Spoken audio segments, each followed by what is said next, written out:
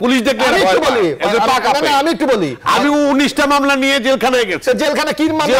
খালেদা জিয়া জেলে পাঠিয়েছে না, গুম হয়ে যাবে এই ভয় কি তখন ছিল?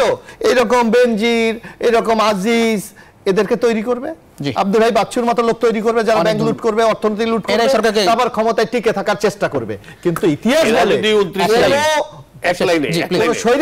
কখনো টিকে থাকে। এরা যদি 29 সালে নির্বাচনে অংশগ্রহণ না করে এবং এখন থেকে নির্বাচনের প্রক্রিয়ার সাথে কাজ শুরু না করে, 29 সালে বঙ্গোপসাগর পাড়ি দিয়ে তাদের হয় মিয়ানমার যেতে হবে আর নাহলে অন্য কোথাও যেতে হবে। কথা বলুক ইফেক্টিভ যে কথা, যখন গ্যাসের দাম বাড়ে, বিদ্যুতের দাম বাড়ে, পানির দাম বাড়ে, মানুষের মৌলিক চাহিদাগুলো যখন বাড়ানো হয়, যারা যেই সরকারই থাকুক বাড়ায়। আমরাও অতীতে নিয়ে আন্দোলন করেছি, সেই আন্দোলনে জনগণ সম্পৃক্ত হয়েছিল, সেই সম্পৃক্ততা পুঁজি করে আমরা খালেদা জিয়াকে 95 সালে বাধ্য করেছি।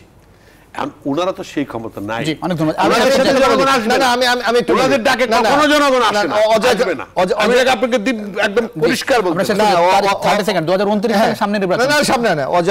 বলছে না তারা আন্দোলন করেছে, তাহলে অর্থাৎ বিএনপি একটা গণতান্ত্রিক মূল্যবোধে বিশ্বাস করে বলে তাদের আন্দোলন করার সুযোগ দিয়েছে। এখন অজয়কার খোকনে আমি প্রশ্ন করি, উনি যখন রাজনীতি করেছে তখন গুম নামক কোন শব্দ বাংলাদেশের রাজনীতিতে ছিল? থাকবে না কেন? কোথায় ছিল? গুম তো তৈরি কোথায় ছিল? আজকে এই প্রথম কোথায় মাহফুজ, যেটা এক মাহফুজ নিয়ে বাংলাদেশের 3 থেকে 4 হাজার লোককে গুম করেছে, ইলিয়াস আলীর মতো একটা নাম বলে, এটা মাহফুজ। 21,000 নেতা কর্মী, আরে এগুলো মানবত কথা, ভুয়া কথাবার্তা। 29টা কু হয়েছে জিয়া রহমানের সময়। কারা করেছে? সেনাবাহিনীতে হয়েছে।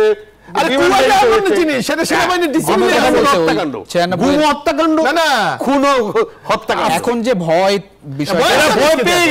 পুলিশ দেখলে আমি একটু বলি, আমি 19টা মামলা নিয়ে জেলখানায় গেছি। জেলখানা কি মামলা? গুম হয়ে যাবে এই ভয় কি তখন ছিল? অজয় খোকনের কোনো ট্রেস থাকবে না, এটা ছিল। অজয় খোকনকে গ্রেফতার করে স্বীকার করবে না সরকার, এটা ছিল।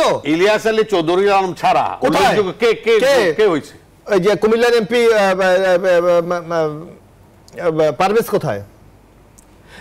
আমি শুনিনি এমপি নির্বাচিত এমপি, উপজেলা চেয়ারম্যান, নাম নাই, এর নাম শোনে নাই তারা। 29 সালে কি হবে?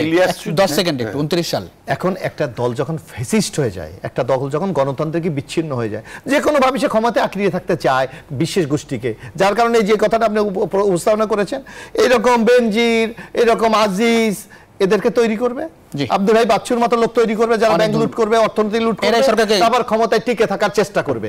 কিন্তু ইতিহাস কখনো টিকে থাকে। এরা যদি 29 সালে নির্বাচনে অংশগ্রহণ না করে এবং এখন থেকে নির্বাচনের প্রক্রিয়ার সাথে কাজ শুরু না করে, 29 সালে বঙ্গোপসাগর পাড়ি দিয়ে তাদের হয় মিয়ানমার যেতে হবে আর নাহলে অন্য কোথাও যেতে হবে। অনেক ধন্যবাদ অজয় খোকন এবং মাশরাফি হোসেন, দুজনকে অসংখ্য ধন্যবাদ রাতে আপনাদের মূল্যবান সময় দেওয়ার জন্য। দর্শক এই ছিল সায়েন্স পলিটিক্স, দেখাবেন অন্য সময়। সে পর্যন্ত ভালো থাকবেন, সুস্থ থাকবেন, আশা করি।